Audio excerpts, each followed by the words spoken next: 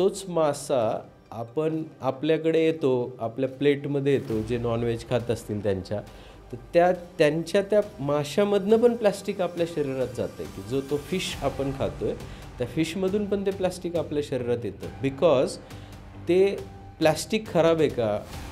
No, because आपली सवय चांगली नाही आहे ना, की आपण प्लास्टिक नदीमध्ये फेकलं, ते प्लास्टिक समुद्रात गेलं किंवा तळ्यात गेलं आणि त्या तळ्यातला मासा किंवा समुद्रातला मासा आपल्या प्लेटमध्ये आला.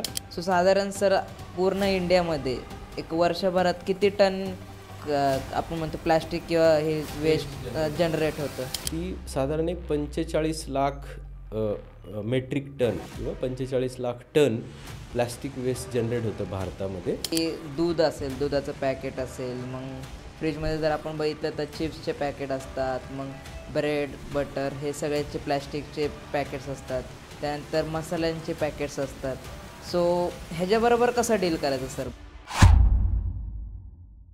नमस्कार मित्रांनो, माझं नाव अभिषेक आणि तुम्ही पाहतात AB इंटरव्ह्यूज. तर मित्रांनो, आज आपल्यासोबत आहेत अशोक सर, जे फाउंडर आहेत सर्फ केअरचे. आणि सर आज खूप सारी इन्फॉर्मेशन आपल्याबरोबर शेअर करणार आहेत. वेस्ट मॅनेजमेंट आहे, प्लास्टिक मॅनेजमेंट आहे, सो हे कसं केलं पाहिजे आणि हे किती हार्मफुल असू शकतं हे सर आपल्यासोबत आज डिस्कस करणार आहेत. So first of all sir तुमचं खूप खूप स्वागत आहे AB इंटरव्ह्यूजमध्ये.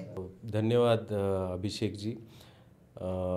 पहिल्यांदा ॲक्च्युली मी याच्या अगोदरची जी पॉडकास्ट केली तर त्या पॉडकास्टमध्ये मी हे बोलायचं विसरून गेलो की म्हणजे मला तुम्हाला धन्यवाद द्यायचेत अगोदरच, की नंतर विसरून जायला नको, की तुम्ही मला ह्या पॉडकास्टसाठी इथे बोलवलं.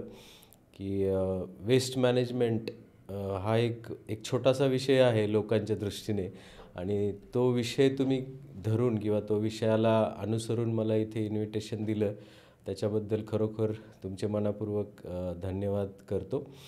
आणि हा जो विषय आहे हा लोकांपर्यंत पोहोचवण्यासाठी मला वाटतं हे अतिशय योग्य माध्यम आहे. आजकाल प्रत्येकजण डिजिटल डिव्हायसेस यूज करतो आणि हे सगळे मीडिया जे आहेत आजकालचे ते खूप अतिशय प्रेरक आहेत लोकांपर्यंत तो मेसेज घेऊन जाण्यासाठी. आणि तुम्ही म्हणजे तुम्हाला भेटल्यानंतरही मला खूप आनंद झाला की तुम्ही ह्या विषयामध्ये स्वतः पण खूप जागरूक आहात की प्लास्टिक वेस्ट मॅनेजमेंट आपण कसं हँडल करायला पाहिजे. So thank you so much. First of all sir तुमचं एक छोटंसं इंट्रोडक्शन द्या की तुमची जी कंपनी आहे ती काय करते नेमकं, म्हणजे कोणत्या कोणत्या सेक्टर्समध्ये काम करते. सो मी ॲक्च्युली मागचे साधारण एक 22 वर्ष नोकरी केली वेगवेगळ्या कंपन्यांमध्ये, मल्टीनॅशनल कॉर्पोरेट्समध्ये. सो 22 वर्षाची नोकरी करत असताना मनात नेहमी विचार होता की आपण काहीतरी समाजासाठी योगदान द्यायला पाहिजे. सो मागच्या 2021मध्ये आम्ही असा निर्णय घेतला, मी आणि माझा मेहुणा आहे नितीन गव्हाणे. सो आम्ही दोघांनी मिळून ठरवलं की आपण असा काहीतरी व्यवसाय करू की जो व्यवसाय समाजाभिमुख असेल, की तो व्यवसाय करताना आपण व्यवसाय पण व्हायला पाहिजे, पण त्याचं जे इम्पॅक्ट म्हणतो आपण त्याला, तो सोशल इम्पॅक्ट पण त्या व्यवसायाचा असायला पाहिजे. म्हणून आम्ही 2021मध्ये डिसेंबरमध्ये एक कंपनी स्थापन केली. त्या कंपनीचं नाव आहे Muskmelon Envitech Private Limited. So Muskmelon हे नाव पण बऱ्याच लोकांनी विचारलं की अरे हे नाव का तुमचं मस्कमेलन असं आहे. तर हे कंपनी सुरू करताना बऱ्याच वेळा आपण विचार करतो की काय नाव असायला पाहिजे. कुणी आपल्या स्वतःच्या आडनावाची कंपनी करतं, स्वतःच्या मुलाच्या नावाची कंपनी करतं.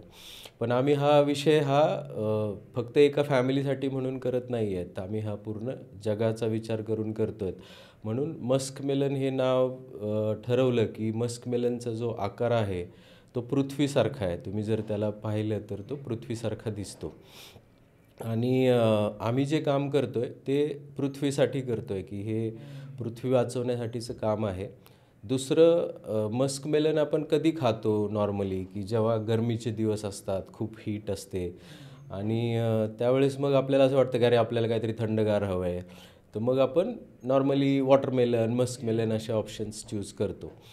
तर मस्कमेलन हे फ्रूट असं आहे की जे डेझर्टमध्ये नॉर्मली येतं आणि आता बाकीच्या ठिकाणी पण येतं आहे, बट डेझर्टमधून आलेलं आहे. तर ते फ्रूट खाल्ल्यानंतर जे फिलिंग आपल्याला होतं की आपल्याला थंड वाटतं, गार वाटतं, तर ते फिलिंग देण्याचा प्रयत्न आम्ही पृथ्वीसाठी करतो आहे की पृथ्वीसाठी ते फिलिंग द्यावं म्हणून मस्कमेलन आहे. आणि एनव्हीटेक म्हणजे एन्व्हायरमेंट टेक्नॉलॉजी, असं की आम्ही स्वतःचं टेक कंपनी पण आहे आमची आणि ती टेक्नॉलॉजी घेऊन आम्ही एन्व्हायरमेंट वाचवण्यासाठी काम करतो आहे. तर ही कंपनी फॉर्म केली आहे. तर त्या कंपनीमध्ये आम्ही सुरुवातीला वेस्ट मॅनेजमेंटपासून सुरुवात केली की इलेक्ट्रॉनिक वेस्ट हा जगातला खूप मोठा प्रॉब्लेम आहे. सो तो प्रॉब्लेम सॉल्व करण्यासाठी आपण काय सपोर्ट सिस्टम डेव्हलप करू शकतो त्याच्यासाठी आम्ही सुरुवातीला काम केलं. आणि ते करत असताना मग आमच्या लक्षात आलं की अजूनही काही फॅक्टर्स आहेत की नॉट ओन्ली वेस्ट की प्लॅस्टिक वेस्ट. आणि हे लोकांनी सजेस्ट केलं की तुम्ही ह्याच्यामध्ये पण काम करायला हवं की तुम्ही खूप चांगलं काम करताय वेस्टसाठी, बट जे बाकीचे प्रॉब्लेम्स आहेत की प्लास्टिक वेस्ट हा एक जगातला खूप मोठा प्रॉब्लेम आहे. त्यानंतर यूज कुकिंग ऑइल आहे की जे यूज कुकिंग ऑइल लोकांना माहितीच नाही आहे की यूज कुकिंग ऑइल हा एक प्रॉब्लेम आहे. त्याच्यावरती पण आम्ही काम करतो आहे. आणि रिसेंटली आम्ही टेक्स्टाईल वेस्टवरती पण काम करायला सुरुवात केली आहे. सो आमचं काम बेसिकली काय आहे की एक फॅसिलिटी क्रिएट करणं लोकांसाठी की तुमच्याकडे जर ह्या काही वस्तू असतील आणि त्या डिस्पोज करायच्या असतील तर आम्ही तुम्हाला हेल्प करू की त्या प्रॉपर योग्य पद्धतीने शास्त्रीयदृष्ट्या कशा डिस्पोज ऑफ होऊ शकतात त्याच्यासाठी आम्ही काम करतो आहे. आणि सर्व केअर हे जे नाव आहे, जे तुम्ही सुरुवातीला माझं इंट्रोडक्शन करताना म्हटलं की सर्व केअरचे फाउंडर आहात, तर सर्व केअर हा एक आमचा प्लॅटफॉर्म आहे. त्या प्लॅटफॉर्मचं नाव सर्व केअर आहे आणि तो प्लॅटफॉर्म घेऊन आम्ही मार्केटमध्ये जातो आहे. त्यामुळे सर्व केअर म्हणूनच आम्ही स्वतःला इंट्रोड्यूस करतो की लोकांना माहीत असावं की असं पण एक डिजिटल प्लॅटफॉर्म आहे की ज्याच्या थ्रू आपण या वेस्ट मॅनेजमेंटच्या सर्व्हिसेस घेऊ शकतो. हे प्लॅस्टिक वेस्ट कसं रिसायकलिंग होतं ह्या प्रोसेसबद्दल काय सांगाल? त्या प्लॅस्टिकचे ॲक्च्युली 7 वेगवेगळे प्रकार असतात. आणि ते जर तुम्ही प्लास्टिकची कुठली वस्तू घेतली तर त्या वस्तूवरती त्या प्लास्टिकचं टाईप लिहिलेलं असतं 1 2 3 4 5 6 7. So 1 is most recyclable plastic आहे की जे चांगल्या पद्धतीने रिसायकल होतं. तर फॉर एक्झाम्पल जर घ्यायचं म्हटलं आपण तर PET जी पॉलिइथिलीन आहे, जे आपण सगळेच पाण्याची बॉटल घेतो, त्याची ती पाण्याची बॉटल असते, त्याच्या खाली लिहिलेलं असतं PET किंवा 1 असं लिहिलेलं असतं, रिसायकलिंगचं सिम्बॉल आणि 1 लिहिलेलं असतं.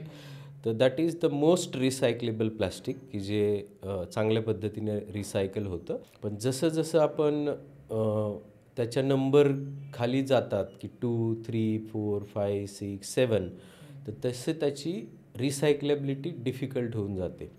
म्हणजे जर तुम्ही पाहिलं असेल, म्हणजे मी एका कॉन्फरन्समध्ये ऐकलं की एक मोठ्या कंपनीचे स्पीकर होते. तर आणि त्या फिगर्स अवेलेबल आहेत मार्केट इंटरनेटमध्ये पण आहेत की भारतामध्ये असे काही राज्य आहेत की ज्यांच्यामध्ये जेवढं प्रोडक्शन होतं PETचं किंवा जेवढं वापरलं जातं त्याच्यापेक्षा जास्त रिसायकलिंग होतं.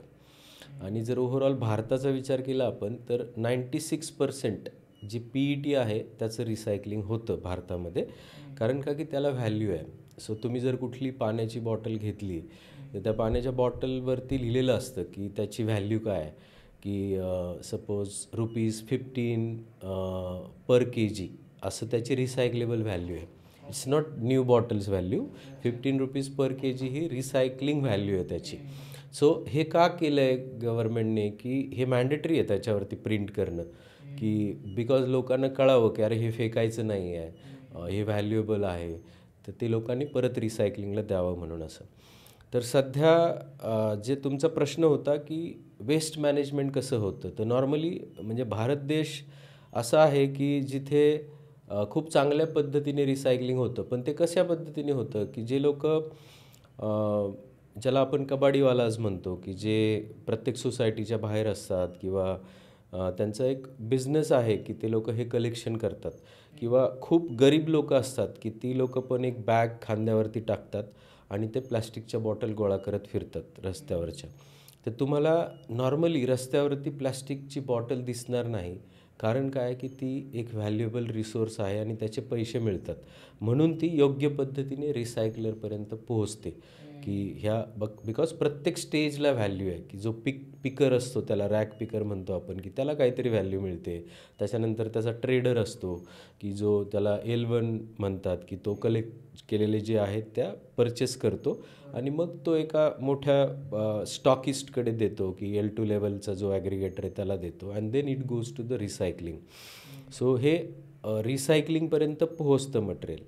बट जे बाकीचं प्लॅस्टिक आहे की जे नॉन रिसायकलेबल आहे, ज्याला व्हॅल्यू कमी आहे, तर ते रिसायकलिंग होत नाही. म्हणजे इवन तुम्ही सोसायटीच्या बाहेर जे वेस्ट पिकर्स असतात किंवा सोसायटीमध्ये जे वेस्ट पिकर्स असतात, ते लोक सगळ्या घरचा जेव्हा कचरा गोळा करतात, आता आपण सुका कचरा आणि ओला कचरा असं करतो, तर त्याच्यानंतर त्यांची एक स्वतःची सॅग्रिगेशन सिस्टम आहे, की एका सोसायटीच्या कॉर्नरमध्ये ते लोक ओला कचरा तर जातो डिस्पोज ऑफला, पण सुक्या कचऱ्यामध्ये ते प्लास्टिक शोधतात, की त्याच्यात किती व्हॅल्युएबल्स आहेत ते घेतात आणि बाकीचं जे सुक्या कचऱ्यासोबत प्लास्टिक जातं, की ज्याला व्हॅल्यू कमी आहे किंवा जे कंटॅमिनेटेड आहे, की ज्याला काही अन्नपदार्थ लागलेले आहेत, तर ते प्लास्टिकला काही व्हॅल्यू नाही आहे बिकॉज इट इज कंटॅमिनेटेड. मग ते आपल्या म्युन्सिपाल्टीच्या गाडीमध्ये जातं किंवा कचऱ्यामध्ये जातं.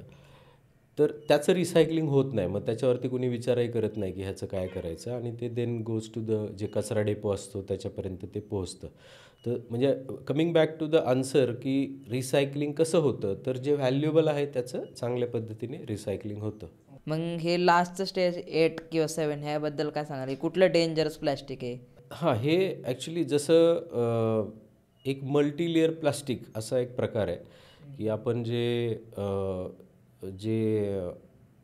उदाहरणार्थ आपण कुरकुरे खातो, मॅगी खातो, लेस खातो. आता हे ब्रँड्सची नावं आहेत, बट हे त्यानेच आपण त्यांना ओळखतो. की आपण जर कुरकुरे म्हटलं तर आपल्याला ते प्लॅस्टिक कळेल, की अरे MLP आहे. मी जर MLP म्हटलं तर कळणारच नाही. So MLP is multi layer plastic, की ज्याच्यामध्ये बाहेरची बाजू वेगळी असते, आतमधली बाजू वेगळी असते आणि असे बऱ्याच लेयर्सनी ते प्लॅस्टिक बनलेलं असतं, की जे योग्य पद्धतीने रिसायकल होतच नाही. म्हणजे खूप डिफिकल्ट आहे त्याला रिसायकलिंग करणं. The recycling cost is more than the manufacturing cost. त्यामुळे ते लोक त्याच्यावरती कोणी विचार नाही करत की ह्याला रिसायकलिंग कसं करायचं, म्हणून ते लिटरिंगमध्ये जातं, ते रस्त्यावरती भेटतं, सगळीकडे फेकलं जातं.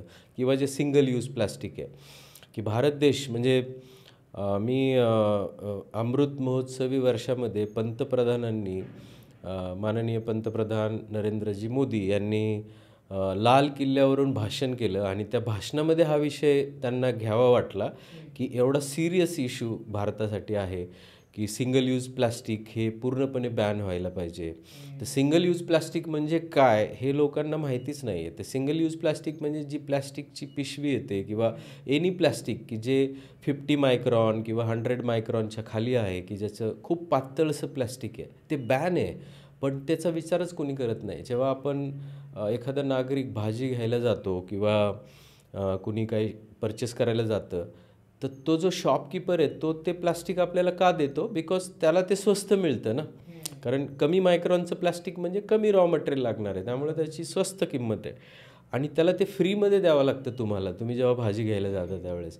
तर मग त्याची काय चूक आहे? तो तर स्वस्तात देण्याचाच प्रयत्न करणार आहे. But he is also at fault as well as जो व्यक्ती त्याच्याकडनं ते घेतोय प्लॅस्टिक, तो पण तेवढाच गुन्हेगार आहे की जेवढं त्याने ते विकणाऱ्याने दिले. तर त्यामुळे भाजी घ्यायला जाताना लोकांनी स्वतःची बॅग घेऊन जावं, एखादी कापडी बॅग घेऊन जावं, म्हणजे ते प्लॅस्टिक आपल्या घरापर्यंत येणार नाही आणि ते लिटर होणार नाही, की ते 100% खात्री आहे की ते रिसायकलिंगला जाणारच नाही आहे. कारण ते सिंगल यूज प्लास्टिक आहे, त्याला कोणाला गरजच नाही आहे त्या प्लास्टिकची, त्यामुळे ते कचऱ्यातच जाणार आहे आणि ते आपल्या एन्व्हायरमेंटसाठी अतिशय घातक आहे. तर म्हणून ते प्लॅस्टिक बॅन आहे, की पंतप्रधानांनी सांगितलं आहे की हे प्लॅस्टिक वापरायचं नाही आहे. पंतप्रधानांचं अपील आहे सगळ्यांना. बट आपण एक सुजाण नागरिक म्हणून तो विचार करतोय का की ते प्लॅस्टिक मी नाही घ्यायला पाहिजे, माझ्या घरात नाही यायला पाहिजे.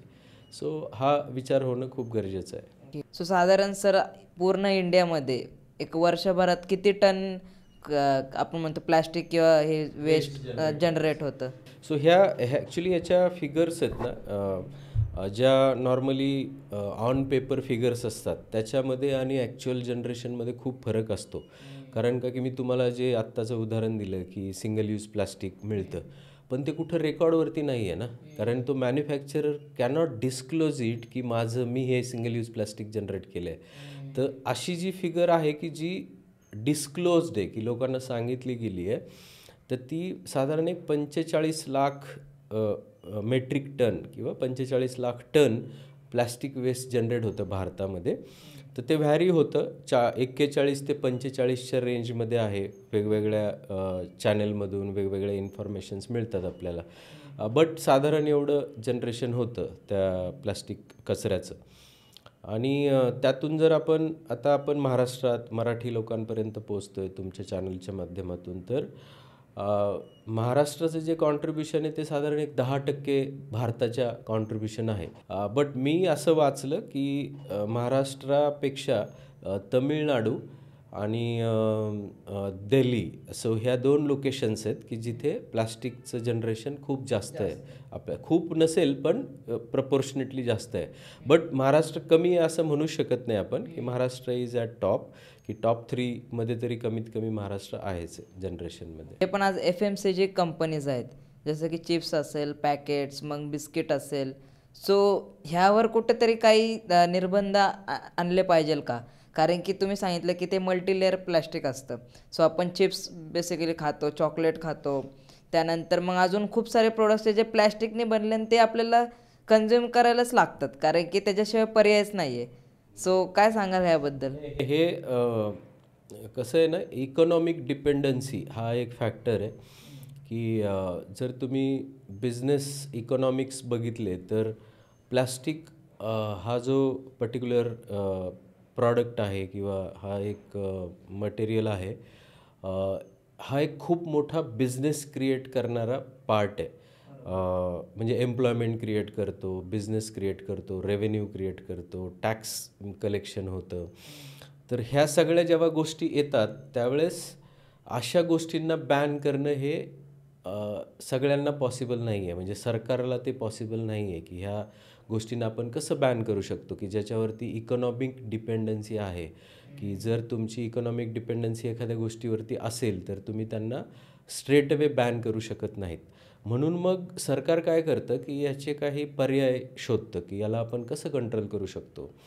की जर स्वतः पंतप्रधानांना वाटतं की हा प्रॉब्लेम आहे, भारत देशासाठी खूप मोठा प्रॉब्लेम आहे, तर मग याच्यावरती काहीतरी सोल्युशन असायला पाहिजे. तर याच्यासाठी खूप चांगलं सोल्युशन गव्हर्नमेंट ऑफ इंडियाने काढलेलं आहे, ज्याला आपण एक्सटेंडेड प्रोड्युसर रिस्पॉन्सिबिलिटी असं म्हणतो.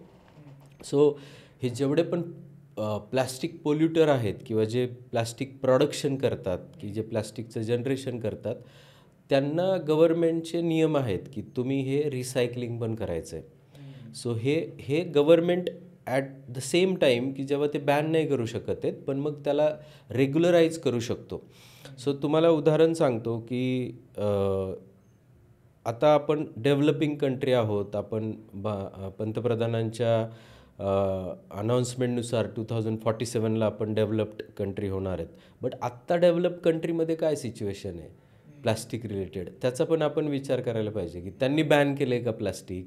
नाही बॅन केलं आहे ना. ते प्लास्टिकसोबत जगत आहेत आणि त्यांनी सिस्टम्स डेव्हलप केल्यात की त्यांच्याकडे काही सिस्टम्स आहेत की त्या सिस्टम्समुळे अमेरिकेमध्ये असं मी अभ्यास केला त्यावेळेस समजलं की अमेरिकेचं per capita plastic waste generation हे अराऊंड 120 kg पर कॅपिटा आहे आणि भारताचं per capita plastic waste generation हे फक्त 12 किलो आहे, 12 kg आहे. सो हे 12 kg असताना आपल्याकडे ही परिस्थिती आहे की we are the biggest polluter in the world, की भारत देश हा प्लॅस्टिकचा बिगेस्ट पोल्युटर आहे. सो याचं इंडेक्स अवेलेबल आहे, तुम्ही जर मिसमॅनेज्ड वेस्ट इंडेक्स जर बघितलं तर त्याच्यामध्ये लक्षात येईल. बट इवन दो त्यांच्याकडे 112 किंवा 120 किलो पर कॅपिटा जरी वेस्ट जनरेशन असेल तरी पण त्यांचा जो मिसमॅनेज वेस्ट इंडेक्स आहे तो खूप कमी आहे. कारण का की त्यांच्याकडे काही सिस्टम्स आहेत की त्यांच्या नागरिकांनी स्वतःला घातलेल्या काही सवयी येतात की त्या सवयी सेग्रिगेशनच्या सवयी आहेत. की जर तुम्ही एखाद्या दुसऱ्या देशामध्ये गेलात तर तिथे तुम्हाला ज्या बिन्स दिसतात की ज्या आपल्याकडे ओला आणि सुका कचरा करायला खूप त्रास होतो आहे गव्हर्मेंटला, पण त्यांच्याकडे 7-7, 8-8 बिन्स घरामध्ये ठेवलेले असतात की त्या प्रकारचं वेस्ट त्या बिनमध्येच जायला हवं. आणि त्या कलेक्शन्स मेकॅनिझम पण तसेच आहेत की जसं जनरेशन आहे तसं कलेक्शन मेकॅनिझम आहे. सो हे सगळं काही गव्हर्मेंट नाही करू शकणार. हे आपलं पण कर्तव्य आहे ॲज अ सुजाण नागरिक की आपण काय कॉन्ट्रीब्यूट करू शकतो ते विचार करणं गरजेचं आहे. कुठे हॉटेलमध्ये गेलो आपण की लगेच एक बॉटल द्या, तर तिथलं पाणी अवॉइड करतो आपण आणि कुठेतरी बॉटल पॅकेटवाले बॉटल्स घेतोय प्लॅस्टिकवाले. सो हे किती हार्मफुल असतात ते बॉटल्स, आणि हे रिसायकलिंग होऊन ह्याचं काय रूपांतर होऊ शकतं? हां, हे ॲक्च्युली असं कुठे रेकॉर्डवरती नाही आहे की प्लास्टिक बॉटलमधून पाणी पिल्यामुळे कोणाला काही आजार झाला किंवा काय, माझ्या तरी वाचण्यात नाही आहे. पण प्लास्टिक बॉटल जर रिसायकल नाही झाली आणि ती जर पोल्युशन क्रिएट करत असेल, ती जर लिटरिंग होत असेल, तर it is definitely harmful to the environment as well as human health, कारण ते प्लास्टिकच आहे, ते काही जरी केलं तर. सो त्याच्यामध्ये जे नॉर्मली जे प्लास्टिक असतं त्या प्लास्टिकचं विघटन होत नाही. म्हणजे तुम्ही 100 वर्ष 200 वर्ष जरी त्याला ठेवलं तरी पण ते कंपोस्टिंग कन्वर्ट होत नाही. ते की जसं नॉर्मली आपण नॅचरल वेस्ट कंपोस्ट होतं तसं प्लास्टिक कन्वर्ट होत नाही.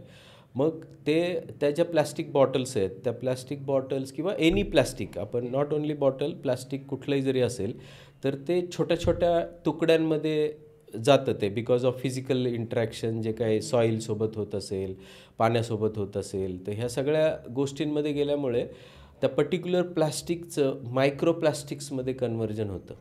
आणि मायक्रोप्लास्टिक हे एन्व्हायरमेंटमध्ये येतात की मायक्रोप्लास्टिक की जे आपल्याला साध्या डोळ्यांनी पण दिसत नाही, अशा मायक्रोप्लास्टिक्समध्ये त्याचं कन्व्हर्जन होतं. आणि ते जे मायक्रोप्लास्टिक आहे ते आपल्याच लाईफमध्ये परत येतं. आणि जेव्हा हे मायक्रोप्लास्टिक्स आपल्या बॉडीमध्ये जातात किंवा ॲनिमल्सच्या बॉडीमध्ये जातात, तर ते अतिशय हार्मफुल आहेत की जे आपल्या म्हणजे इवन इट कॅन एक्स्ट्रीम की ते कॅन्सरसारखा रोग होण्यासाठी पण ते कारणीभूत ठरू शकतात. एवढ्या एक्स्ट्रीम लेवलपर्यंत जाऊ शकतं.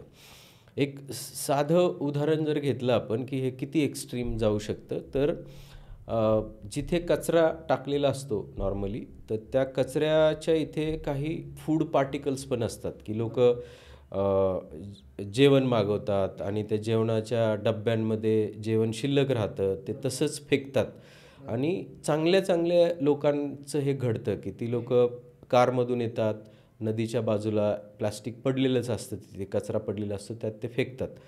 तर हे जे प्लास्टिक फेकलेलं असतं त्याच्यामध्ये जे स्मेल येतो त्याचा, म्हणजे इट इज अट्रॅक्टिंग की जे ॲनिमल्स असतात, जसं कुत्रे आहेत किंवा गायी आहेत, त्या लोकांना ते अट्रॅक्शन आहे की त्यांना काहीतरी खायला भेटतं आहे त्याच्यामधून.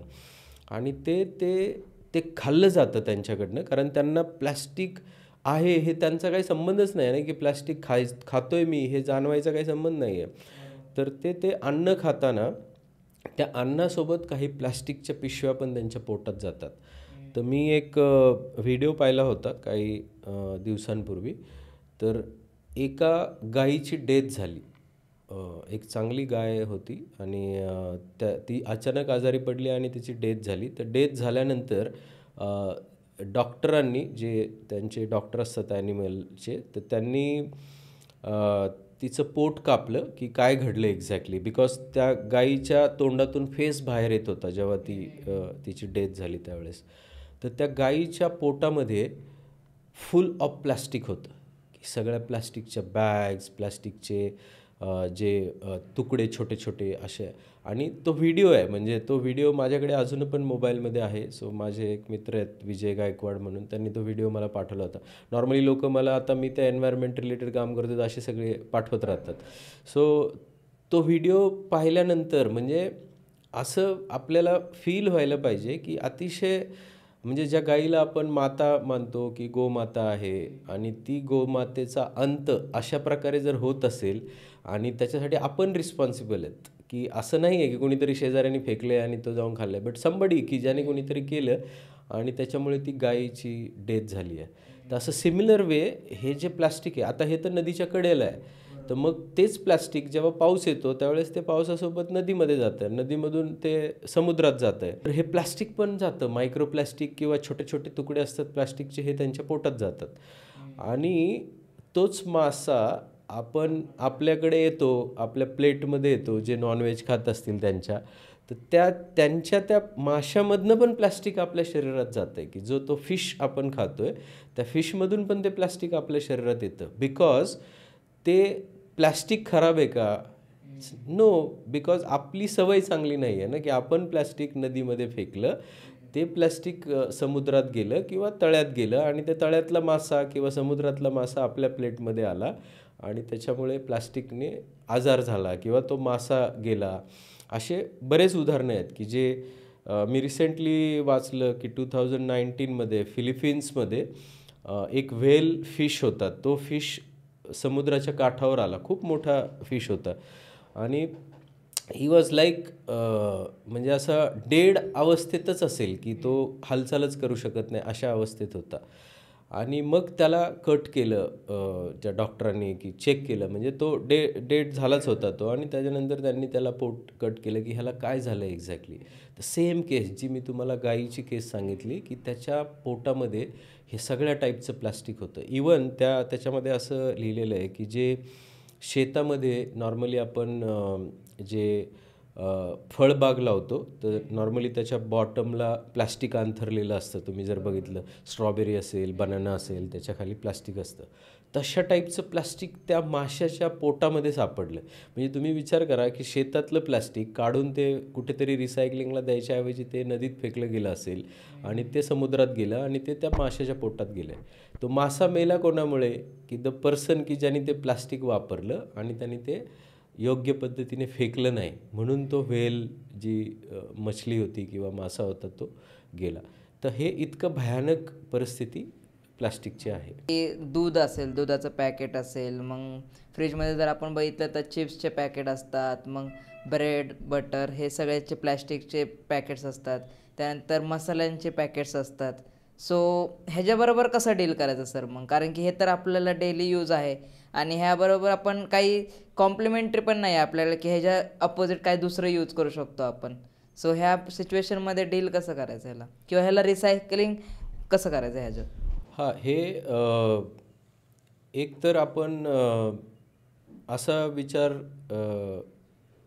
करू शकतो का? असं लोकं म्हणतात की आपण प्लास्टिक वापरायलाच नाही पाहिजे किंवा प्लास्टिक हे खूप खराब आहे. तर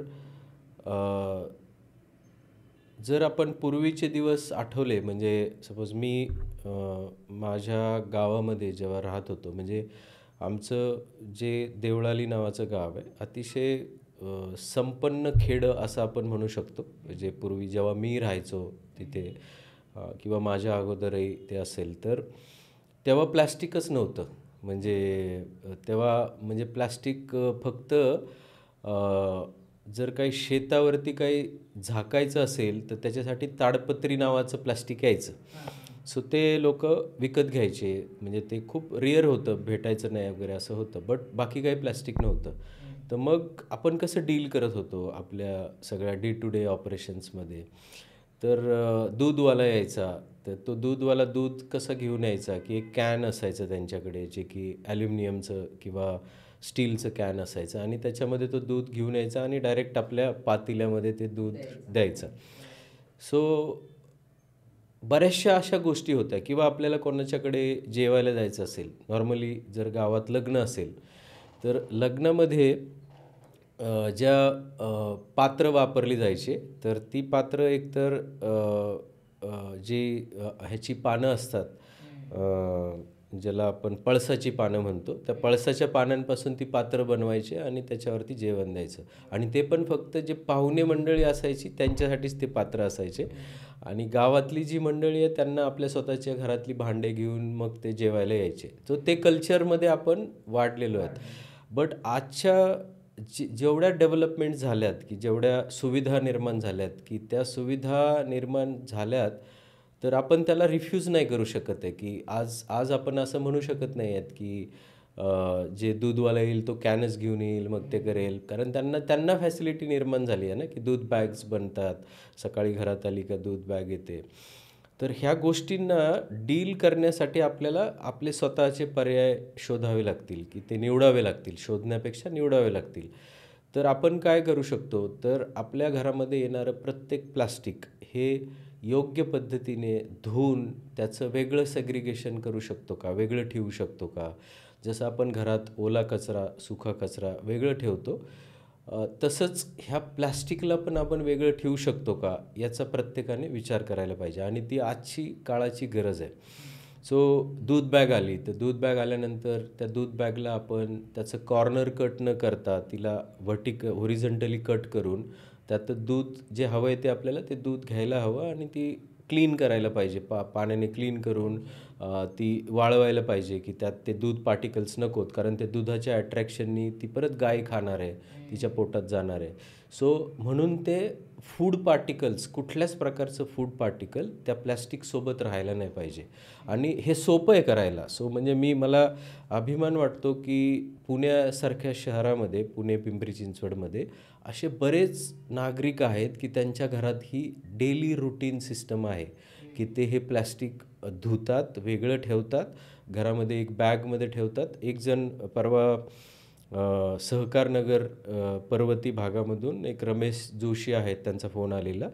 तर त्यांनी मला विचारलं की तुम्हाला जे आम्ही प्लॅस्टिक देतो तर त्याच्यामध्ये एक मोठं बॉटल किंवा मोठा जो ड्रम असतो, त्या ड्रममध्ये छोट्या छोट्या प्लॅस्टिक्सला आम्ही त्याच्यामध्ये इन्सर्ट करून देऊ का, म्हणजे ती जागा पण कमी राहील आणि ते सगळं स्वच्छ करून देऊ आम्ही.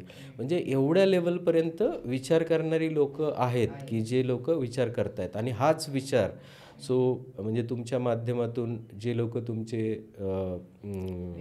व्ह्युअर्स असतील त्यांच्यासाठीच हा मेसेज आहे, की तुम्ही हा विचार करू शकता का, की माझ्या घरात येणारं प्लॅस्टिक हे मी लिटर होऊ देणार नाही, म्हणजे ते फेकलं जाणार नाही याची काळजी घेईन आणि ते व्यवस्थित स्वच्छ करून माझ्याकडे स्टोअर करून ठेवेल. आणि जो कोणी व्यक्ती ते प्लॅस्टिक घेऊन जाऊ शकतो अशा व्यक्तीपर्यंत ते प्लॅस्टिक देऊन ते प्रॉपर रिसायकलरपर्यंत पोहोचेल, याच्यासाठी सगळ्यांनी प्रयत्न केला तर हा खूप मोठा महाभयानक प्रॉब्लेम जो आहे तो आपण काही अंशी तरी सॉल्व करू शकतो, की हा नागरिकांच्या माध्यमातूनच सॉल्व होऊ शकतो. आणि हे सहज सोपं आहे. साधारणतः प्रत्येक घरामध्ये आत्ता आम्ही जे काम करतो आहे तर महिन्याला एक 2.5 ते 3 किलो प्लॅस्टिक जनरेट होतंच होतं. की ते जी लोक काम करतात सेग्रिगेशनचं स्वतःच्या घरामध्ये, तर ते लोक सेग्रिगेट करून ठेवतात एका बॅगमध्ये. आणि आम्ही एक ट्रायल बेसिस म्हणून आम्ही मेजरमेंट केलं की प्रत्येक हाऊसहोल्डमधून किती प्लास्टिक येतं, तर 2.5 ते 3 किलो प्लास्टिक जनरेट होतंच होतं महिन्यामध्ये. सो हे आपण आपल्या घरामध्ये आपण करू शकतो, की ज्याच्यामुळे आपण पर्यावरण वाचवण्यासाठी किंवा आपण स्वतःला वाचवण्यासाठी म्हणून ही गोष्ट नक्कीच करायला हवी आहे. जसं की तुम्ही सांगितलं की आपल्या घरामध्ये जे बकेट्स असतात किंवा मग ड्रम असेल किंवा हे बॉटल्स असतात, ह्याचा लाईफ स्पॅन किती असतो सर, की किती वर्ष किंवा किती दिवस घरात ठेवलं पाहिजे आणि किती दिवसानंतर त्याला. नाही, हे ॲक्च्युली म्हणजे प्लॅस्टिकचं लाईफ स्पॅन काही असं डिफाईंड मला तरी दिसलेलं नाही. कारण जे लाईफ स्पॅन याचा अर्थ असा होतो की ते युजेबल किती दिवस आहे, जोपर्यंत तुटणार फुटणार नाही आहे तोपर्यंत ते युजेबल आहेत लोकांना. पण ते जे एकदा वन टाईम युसेजवालं जे असतं, की तुम्ही जर बॉटलवरती लिहिलेलं आहे पाण्याच्या बॉटलवरती, तर त्याच्यावर क्लिअरली लिहिलेलं असतं की ही बॉटल वापरल्यानंतर क्रश करा आणि रिसायकलिंगला द्या. So you should not use that bottle again, because त्या बॉटलमधून कंटॅमिनेशन काय होईल आपल्याला माहीत नाही आहे. पण जर ती वैधानिक चेतावणी तिथे लिहिलेली आहे, पण ती तरी पण आपण रियूज करतोच. तीच प्लॅस्टिक बॉटल त्यातच परत पाणी भरतो आणि ती वापरतो. तर असं करू नये असं लिहिलेलं आहे. बट ज्या वस्तू आहे की जी वस्तू आपण समजा तुम्ही आंघोळीची बादली आहे, ती प्लॅस्टिकची आहे, पण ती जोपर्यंत तुटत नाही आहे तोपर्यंत ती मला काही हानिकारक नाही आहे. सो ज्या दिवशी तुटेल त्या दिवशी ती मला द्यायची आहे. तर तसाच प्रकार आहे की त्या वस्तूचा यूज कुठपर्यंत आपण करतोय त्याच्यावरती डिपेंड आहे की कशा प्रकारची वस्तू आहे ती. की अशा काही गोष्टी आहेत ज्या आपण अवॉइड केल्या पाहिजे घरामधले प्लॅस्टिक, अशा काही गोष्टी आहेत का ज्या अवॉइड केल्या पाहिजे? हां, जिथं शक्य आहे तिथे. जसं मी तुम्हाला सांगितलं की प्लॅस्टिक आपण जेव्हा घराच्या बाहेर पडतो तर घराचा दरवाजा लावल्यानंतर किंवा घराचा दरवाजा उघडताना आपल्याला आपली कापडी बॅग दिसायला पाहिजे. सो म्हणजे ती तिथे लटकवलेली असायला पाहिजे, की मी जर बाहेर चाललो आहे काहीतरी घ्यायला, तर ती कापडी बॅग माझ्या हातात पहिले पाहिजे आणि मग मी घराच्या बाहेर पडायला पाहिजे, की मला जे काही विकत आणायचं आहे ते. तर हे सगळ्यात उत्तम उदाहरण आहे, की आपण प्लॅस्टिकची बॅग वापरणं जर कमी केलं किंवा बॅगलेस बाहेर पडलो, तर ते येणारं जे सिंगल यूज प्लास्टिक आहे ते आपल्या घरामध्ये कमी होऊ शकतं. That is first point. आणि दुसऱ्या ज्या गोष्टी आहेत, की जिथे जिथे शक्य आहे आपण तिथं अव्हॉइड करायला पाहिजे, की जी गोष्ट मला शक्य आहे अव्हॉइड करणं, ती मी शक्य अव्हॉइड करू शकतो. आता ते स्पेसिफिकली मी सांगणं योग्य नाही आहे, कारण ते डिपेंड आहे पर्सन टू पर्सन, की मी कुठली गोष्ट अव्हॉइड करू शकतो, कुठली ठेवू शकतो. इवन तुम्ही जे टॅबलेट्स आपण बाय करतो मेडिकलमधनं, तर त्या टॅबलेट्सचे रॅपर आहेत किंवा चॉकलेटचे रॅपर्स आहेत, हे रॅपर्स पण आपण कुठे फेकायला नाही पाहिजेत, कचऱ्यात जायलाच नाही पाहिजे. म्हणजे असं कुठल्याही प्रकारचं प्लॅस्टिक आहे, की जे प्लॅस्टिक आहे ते त्या कचऱ्यासोबत जायला नाही पाहिजे. हेच आपण योग्य काळजी घेतलेलं बेटर आहे. पिंपरी चिंचवड म्युन्सिपल कॉर्पोरेशन अतिशय चांगलं काम करते ह्या संदर्भात. रिसेंटली एक न्यूज वाचली मी, की PCMC आणि बिस्लेरी इंटरनॅशनल ह्यांचं दोघांचं टायअप झालं आहे. कारण बिस्लेरी इंटरनॅशनल ही एक प्लास्टिक जनरेशन करणारी कंपनी आहे, की त्यांच्या स्वतःच्या बॉटल्स ते विकतात. बट ते हे करत असताना ते खूप चांगलं काम करतात, समाजोपयोगी काम करतात, की प्लॅस्टिक रिसायकलिंग कसं होईल याच्यासाठी ती लोकं काम करतात. तर म्हणून बिस्लेरी इंटरनॅशनलने त्यांच्या CSRच्या माध्यमातून पिंपरी चिंचवड म्युन्सिपल कॉर्पोरेशनसोबत करार केला आहे, की पिंपरी चिंचवडमध्ये जे असं प्लॅस्टिक असेल, की जे सोसायटी आहे किंवा इंडिव्हिज्युअल्स आहेत ते सेग्रिगेट करायला तयार आहेत, ते सेग्रिगेट करून त्यांच्या घरी ठेवायला तयार आहेत किंवा सोसायटीमध्ये ठेवायला तयार आहेत, तर बिस्लेरी इंटरनॅशनलनी त्याची जबाबदारी उचलली आहे, की हे सगळं प्लॅस्टिक ते कलेक्ट करून त्याचं प्रॉपर रिसायकलिंग होईल. आणि ती जबाबदारी ही PCMCनेच त्यांना दिली आहे, की PCMC आणि बिस्लेरी इंटरनॅशनलचं टायअप आहे. तर त्यामुळे सरकारी यंत्रणा ही फॅसिलिटी क्रिएट करू शकते, हे आपण सांगू शकतो, की एक फॅसिलिटी क्रिएट करायचं काम सरकारी यंत्रणेने केलेली आहे. आता त्याच्यात कॉन्ट्रीब्यूट करायचं काम हे आपल्याला नागरिकांना करायचं आहे, की आपण कसं कॉन्ट्रीब्यूट करून ते प्लास्टिक वेगळं ठेवू शकतो. अदरवाईज तुम्ही जर मुशीचा भाग पाहिला इथला, तर दुरून पाहिलं तर व्हाईट दिसतंय ते. कारण का, की ऑलमोस्ट 40 to 50% प्लॅस्टिकचंच कॉन्ट्रीब्युशन आहे. आणि एक इम्पॉर्टंट मेसेज असा आहे, की plastic is a natural resource. ही लोकं विसरतात, की प्लॅस्टिक खराब आहे हेच सगळ्यांना माहिती आहे, but plastic is a natural resource, की प्लॅस्टिक कशापासून बनलं जातं. सो प्लॅस्टिक हा क्रूड ऑइलचं क्रूड ऑइल जे प्युरिफाय करतो आपण, जी सिस्टम बनवलेली आहे प्युरिफिकेशनची, त्याला रिफायनिंग म्हणतो आपण. तर रिफायनिंग करताना जे वेस्ट जनरेट होतं त्याच्यापासून प्लास्टिक जनरेट केलं जातं. म्हणजे क्रूड ऑइल कुठून येतं, so it's a mother earth, की तिथून नॅचरलमधून क्रूड ऑइल जनरेट होतं आणि त्याच्यापासून प्लास्टिक जनरेट होतं. सो त्याच्यावरती प्रोसेस केली जाते, सगळ्या प्रोसेसनंतर ते प्लास्टिक येतं. तर मग ते परत प्लास्टिक जर रिसायकलिंगला गेलं तर that means we are saving the natural resource ना. पण ते जर तुम्ही ते कचऱ्यात टाकून ते जर त्या डम्पयार्डमध्ये जाणार असेल, it is harmful to the environment as well as humans, की ते खराब करते, तर ते योग्य नाही आहे. म्हणून की जर तुम्हाला पर्यावरण वाचवायचं असेल, आपलं लाईव्हलीहूड वाचवायचं असेल, तर हे घरी सेग्रिगेशन केलेलं कधी पण बेटर आहे. समाजामध्ये आहे की ठीक आहे, मी चॉकलेटचा रॅपर टाकला मग काय झालं, किंवा मी बॉटल फेकली मग काय झालं, इतके लोक तर फेकतात आहेत ना, मग मला का बोलतात आहेत, किंवा मग मी का केलं पाहिजे, हे सगळं गव्हर्नमेंटचं काम आहे. सो काय सांगाल याबद्दल, या माइंडसेटबद्दल काय सांगाल? हां, ॲक्च्युली ह्याच्यासाठी मी एक उदाहरण देईल तुम्हाला, की एक आत्ता रिसेंटली मला एक सज्जन भेटले होते आणि असंच वेस्ट मॅनेजमेंटवरती चर्चा सुरू होती.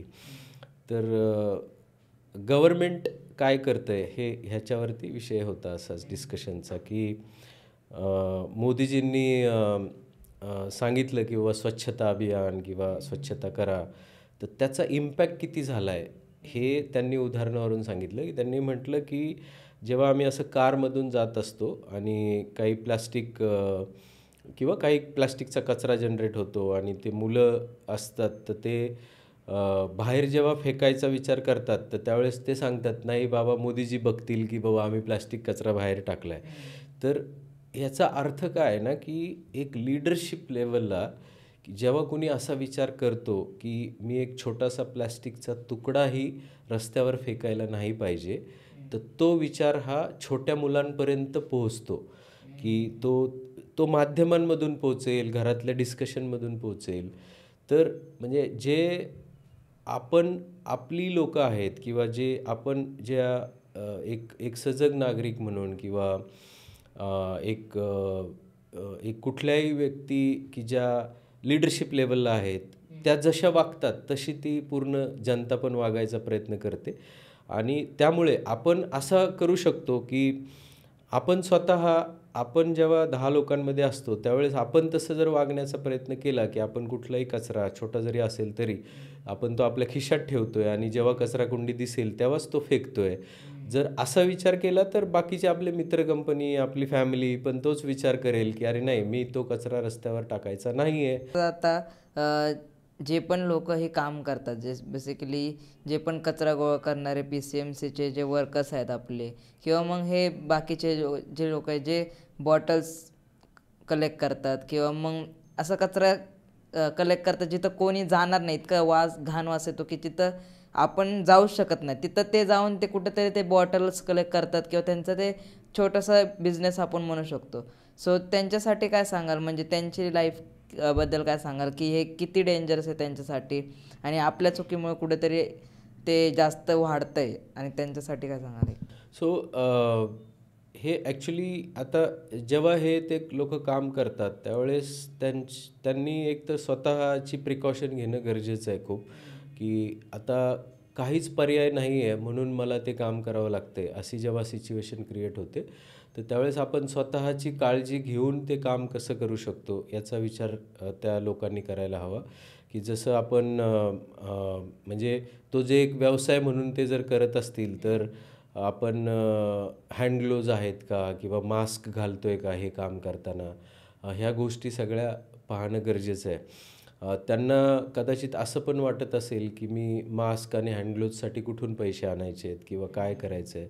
तर ॲक्च्युली ते जे येणारे पैसे आहेत ते एक शॉर्ट टाईमसाठी येणारे पैसे आहेत, बट जी लाईफ आहे ती लाँग टर्मसाठीची आहे. तर त्यामुळे आणि अशा भरपूर संस्था आहेत की ज्या जसं पुण्यामध्ये स्वच्छ नावाची संस्था चालते. त्यांचं खूप चांगलं काम आहे की ते लोकं असे जे वेस्ट पिकर्स आहेत त्यांच्यासाठी खूप काळजी घेतात. की जे त्यांना त्या सगळ्या फॅसिलिटी प्रोव्हाइड करतात की त्यांना काही त्रास होऊ नये त्याच्यासाठी म्हणून.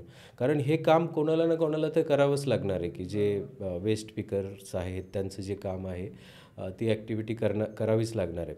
बट आता त्यांचं काम सोपं कसं होईल याचं जर रचना आपण लावली, आपण आपल्या घरामध्ये जर ती व्यवस्थितपणे केलं की कुठलंही जे काही कंटॅमिनेटेड वस्तू जी आहे ती त्यांच्यापर्यंत जायलाच नको आहे, म्हणजे त्यांना अपाय होणार नाही आहे. जे मेडिकल वेस्ट आहे किंवा जे असं वेस्ट आहे की ज्याच्यामुळे अपाय होऊ शकतो, लोकांना त्रास होऊ शकतो, तर असं वेस्ट त्या बाहेर फेकायलाच नाही पाहिजे. सो त्याच्यासाठी व्यवस्थित सिस्टम्स केलेल्या आहेत की कॉर्पोरेशनने पण केलेल्या आहेत, सोसायटीजने पण केलेल्या आहेत की त्याचं जे कलेक्शन आहे ते सेपरेटली होतं. पुण्यामध्ये अशा संस्था आहेत की ज्या मेडिकल वेस्ट कलेक्शन करतात, तुमच्या घरोघरी येऊन मेडिकल वेस्ट कलेक्शन करतात. त्या मेडिकलचे जे इक्विपमेंट्स आहेत ते आपण नॉर्मल कचऱ्यामध्ये फेकायलाच नाही पाहिजेत. सो पुण्यामध्ये अजून एक पॅड केअर नावाची ऑर्गनायझेशन काम करते. खूप चांगलं काम आहे, म्हणजे त्यांचं पूर्ण भारत देशात अतिशय चांगलं नाव झालं आहे की ते लोकं जे नॅपकिन्स आहेत ज्या महिला यूज करतात त्यांच्यापासून काही प्रॉडक्ट्स बनवतात. हे काम पण पुण्यामध्ये होतं की अतिशय चांगलं काम करणारी लोकं आहेत. फक्त लोकांना आपण किती जागरूक आहोत, आपण व्यवस्थित आहोत का, मग बाकीचे लोकं आहेत की जे सिस्टम तयार केलेले आहेत त्याच्याप्रमाणे ते काम करतील.